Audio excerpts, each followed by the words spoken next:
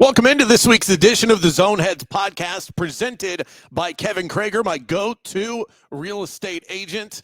If you are looking for one of the top agents in Central Florida, look no further than Kevin Crager. This is a guy who's going to treat your money like it's his very own. When it comes to real estate, experience matters. Trust Kevin Crager to guide you every step of the way. Call him at 407-702-4635. That's 407-702-4635. Throw that banner on the screen for those that are watching the video feed on YouTube. You can subscribe to the YouTube channel for the podcast episode you're listening to right now on Zoneheads Media, and check out the variety of content that I'm putting out there on a weekly basis at zoneheadsmedia.com. I'm going to give you a very quick and concise NBA Finals preview. Pacers versus Thunder gets going tomorrow as I record this on a Wednesday afternoon. Game one on Thursday night. This is not expected to be a very tight series, but it's a matchup that I'm still heavily intrigued by. And I think if the Pacers can shock the world a little bit, perhaps even steal game one, this could be a really, really fun series. But if OKC is as advertised as they've been all season and pretty much all postseason outside of a couple of swings and misses against the Denver Nuggets, then we could be done with basketball relatively quickly. So we will see how that goes. If you want more of my analysis on the NBA Finals, there is loads of it. You can check out the Buckets podcast. I'm on a variety of different episodes throughout the course of this week, as well as some live episodes. If you subscribe to the Action Network YouTube channel, you can actually catch my post-game breakdown along with some of the other experts on the Action Network team and the Buckets side of the equation. That'll be right after game one wraps up. That's on the Action Network feed. Also co-hosting on VSiN, the sports betting network, this week as well. Already knocked out one live episode with my friend Nick Whalen from Rotowire.com on Monday, and I've got another one coming up on Friday. So that'll be live between 2 and 3 p.m. And with that being the day after game one of the NBA Finals, most assuredly, that is what we will be talking about for most of that hour. So I want to duck in an NBA Finals preview, give you an idea of where things are in terms of the numbers, the trends, some of the trends that I've plucked from some of my favorite websites like Action Network and VSiN, and then see ultimately where I'm sitting. I have placed one bet on the finals so far. I have a really strong lean on how I want to bet the series spread, but it is juicy and the return is not great. So I'm not in really any rush to bet this, but I do think it's virtually a lock. So the power ratings have the Thunder. This is via Dunks and Threes, by the way, which I think is a phenomenal website all season long. If you want to understand how these NBA teams are varying throughout the season in terms of their overall net rating, offensive rating, estimated player plus minus, all of these advanced metrics that give you a better idea. It kind of takes the heart out of the equation, and you can just look at those raw numbers. And they do a really good job of also layering in strength of schedule and all of that, so that the numbers sort of even out in terms of what it actually means. It's not just, if you go up against the bottom five teams in the NBA 5 games in a row, of course you're going to have one of the best offensive and defensive ratings in the league, but this sort of squashes that and brings everything back to the middle. If you wonder where these point spreads come from in the NBA, it's from numbers like this. So you can just do the math on this. The Thunder over at Dunks and Threes are at 11.8 in terms of overall net rating. The Pacers are at 3.4. That is a differential of 8.4. The spread for game one is 9.5. So we are 1.1 point off in terms of the net rating at Dunks and Threes and the actual point spread. So how would we land on 1 point off? Well, home court advantage is worth about 1 to 2 points in the NBA. So you could get the bump up for that. The Thunder also have 5 days extra of rest to prepare for the NBA Finals. I don't think they're factoring that in. I think that extra point of value is just simply the home court tax for OKC playing this one in front of the home fans. In terms of the top EPM that's estimated plus minus, The top players in this series are all on the OKC side for the most part. You have SGA at 7.9, Chet Holmgren at 3.5, Jalen Williams, J-Dub at 3.1, and Isaiah Hartenstein at 2.6. The top BPM for the Pacers, Tyrese Halliburton at 4.6, Pascal Siakam at 3, and Aaron Nesmith at 1.5. So you can see right there, it goes, if you wanted to stagger this just based on the overall EPM for the players in this series, independent of what teams they're on, it goes SGA at 1, Hallie at 2, and then the next two, Chet and J-Dub, are on the Thunder. So essentially 3 of the top 4 players in this series are on the OKC side. In the regular season, the Thunder were 2-0, with a point differential of plus 27. The third quarter, the most decisive in both games. The Oklahoma City Thunder won the third quarter by 7 in their first game, and by 10 the second time that they met. And those were the biggest spreads of any quarters throughout the game. So if that continues to follow, which it tends to do when you're talking about some of the best teams in the NBA, the best teams in the league tend to be best in the third quarter. How do they come out of that halftime break? And that'll be something to watch for. Also, if you want to look the way of Shai Gilgeous-Alexander overs, I know I don't need to twist your arm in order to take these for game 1 or any game in this series. It is only a 2-game sample size, but in 2 games against the Indiana Pacers, SGA averaged 39 points per game.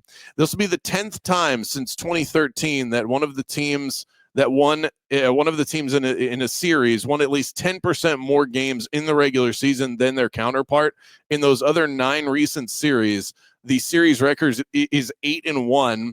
And the individual game record is 35-16 to the team that won 10% more games, that being the Oklahoma City Thunder. So trends on their side there. Home teams are slightly lesser a wagering option than they used to be. Hosts in the NBA Finals are 29-22 straight up, 25-24-2 against the spread. That's 51%. That's not good enough to be profitable since 2014, but that has improved in the last 22 games, 12-9 against the spread at a rate of 57% ATS. So a slight lean in terms of the spread towards the Oklahoma City Thunder, but not strong enough to just blindly bet that. Favorites on a recent surge here. NBA Finals favorites are on a surge of 17-6 straight up, 14-8 against the spread. That's 64% in the last 23 NBA Finals games. And this one I find the most appealing because, as tough as this is to do, if you like the Indiana Pacers plus the 9,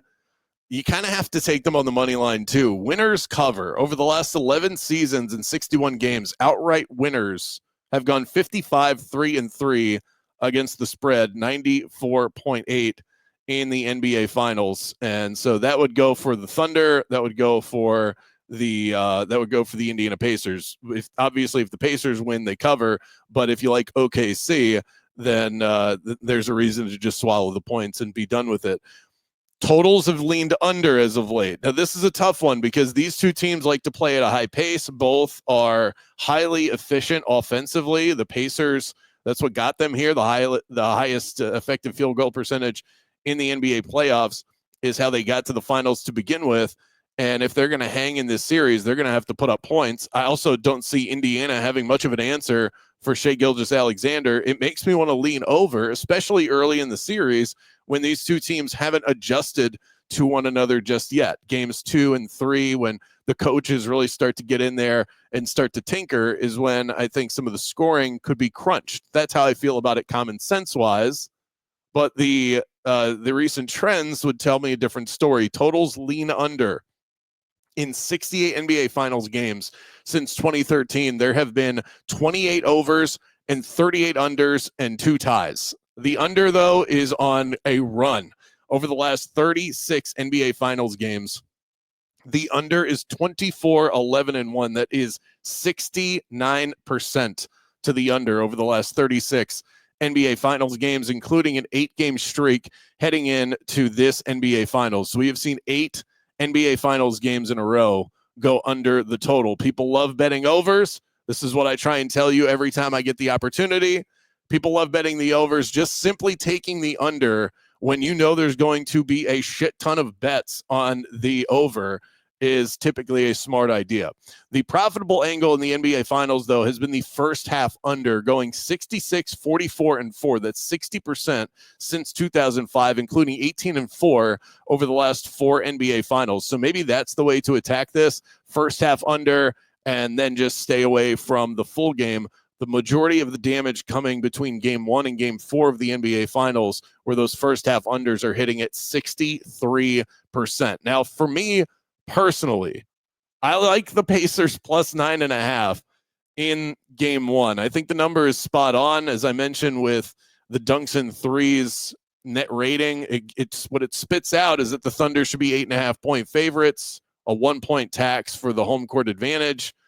Hard to find discrepancies at this point in the season. If you average out those two teams in terms of the power ratings, you do get Thunder minus 8.5, and I think home court advantage has been nullified a lot. So if you can remove that completely, and with a team like Indiana that's as good as they are on the road, they're 6-2 straight up on the road throughout the course of the postseason. So having a road disadvantage just hasn't really been the case for them. And game 1 specifically, they've been phenomenal. They are 3-0 in game 1s this season, winning in this postseason, winning by an average of 10 points per game. So I'm going to try and lay off the money line here, despite the advice that I gave out moments ago, just because OKC is so good. But I think Indiana can hang around in this game.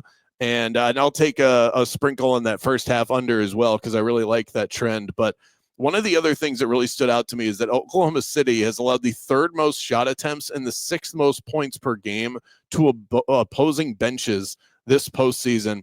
The Pacers have one of the best benches in the league, perhaps the best.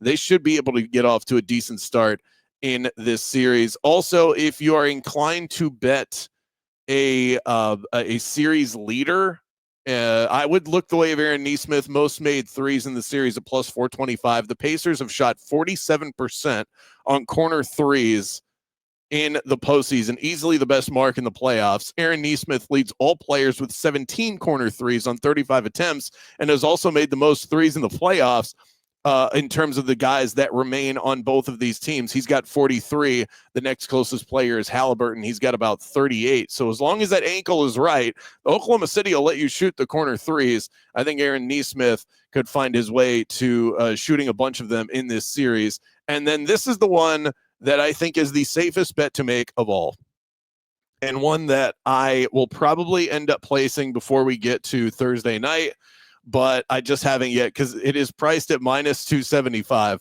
But Thunder minus 1.5 in this series, to me, is about as safe a bet as you can make. I love the Pacers story, plucky underdogs, but this is the end of the road. The Thunder are massive favorites in this series, and massive favorites in the NBA Finals have a rich history of coming out on top. Shout out to Evan Abrams from the Action Network. He pointed this out. 30-3 are NBA Finals favorites when they're favored by minus 400 or better. The Thunder are sitting at minus 700. That is way too pricey, so I like the discount of getting Thunder minus 1.5. And all that we're asking with that spread is that the series doesn't go to a 7th game. And the sad truth is, and the NBA hates this, Game 7s in the NBA Finals are becoming increasingly rare. Since 2013, we've only seen 2, and both of those Game 7s involve LeBron James versus an all-time great team, the Spurs and the Warriors. I don't think this is the heavyweight fight that those series were, with LeBron going up against Tim Duncan and then Steph Curry years later. So the Thunder should be able to win this, and I would be surprised if it even goes 6. But I'll give a little bit of respect to the Indiana Pacers and not just take the Oklahoma City Thunder to win this one in 5. Folks, that does it for this week's edition of the Zone Heads podcast, presented by Kevin Crager, my go-to real estate agent from LPT Realty. Go ahead and give him a call, 407-702-4635. Back at it in 2 weeks. I'm on vacation next week, so back at it in 2 weeks for another edition of the Zone Heads podcast. Until then, go check out the website, zoneheadsmedia.com, and thanks so much for following along with all of our weekly content.